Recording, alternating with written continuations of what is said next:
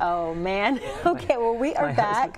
So thank you so much for watching Fox 10 News at 4. We have an interactive baking book that is aimed to help young girls between 4 and 8. The creator of this book, Shannon Addison, is here to talk more about it, what it is, why you decided to take on this project, because it's never easy. No. You say it and you think that it's automatically gonna materialize, but it takes a lot of work. It takes a ton of work. So how did it start? It started when I had lunch with my daughter at school. She was in 4th grade. I watched the interaction between girls at the next table, and I saw just how awful girls were treating each other, and I really thought, I want to do something to address this. And so my mom was a teacher for 30 years. I went home, I said, Mom, I have this idea. I've always been fascinated by this notion that you can follow a trail of breadcrumbs and find your way when you get lost.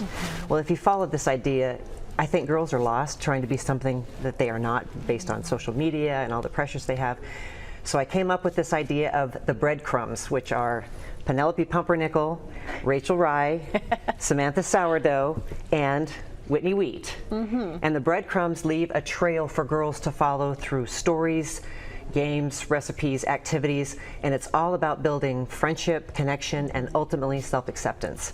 So this is the start to try to really have conversations with our daughters about what's going on with them and how to help them. And this is a great icebreaker too, because sometimes as a parent it can be hard to initiate that conversation. I get that all the time. Parents say to me, how do I start having these conversations with my daughter, especially when they have phones or they have some type of electronic device that they're constantly buried in?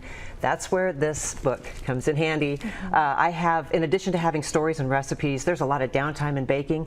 During that time, you can actually go through the stories, you can talk about the problems that the crumbs are having with one another, because they do, and there are prompts for parents, so you can start asking the right questions. I really believe that the way to get to the heart of what's going on with our daughters and helping them is by asking these questions, and they are in these stories. The stories are taken directly from the experiences that my daughters had with their friends. So they're real problems, and there are some real good questions to follow them up. You've had an opportunity to work with girls.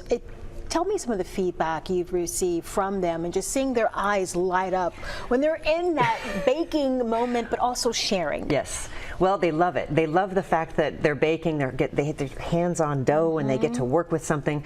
But when I bring out these characters and we start talking about the stories, and they see that the characters and the stories are related to these particular characters and not themselves, they start sharing their own experiences. As soon as they think, well, we're not talking about me, we're talking about fictional characters, it is amazing how much they start sharing. And that's the key to this working, is actually having those kinds of discussions with our daughters. And you really want to be able to take this to a larger scale. Talk about how people can help with that.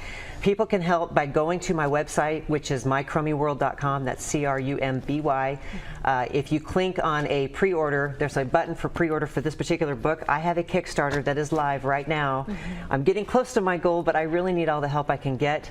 It's a wonderful opportunity to get the book. You can also get color-coordinated measuring cups that have the characters that help younger bakers with exact measurements. And I have hat and apron sets that look really cute. So it's a whole package, and it's available right now via my website.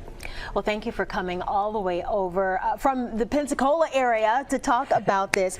Really quickly, what's the one recurring theme that you hear from girls? I'm curious. What do they struggle with? They are struggling with, it's the fact that girls are not being honest with their friends. They're not being true to who they are. And my belief is that is a lack of self-acceptance. I think if a girl does not feel good about who she is, she tends to not be the best kind of friend to have.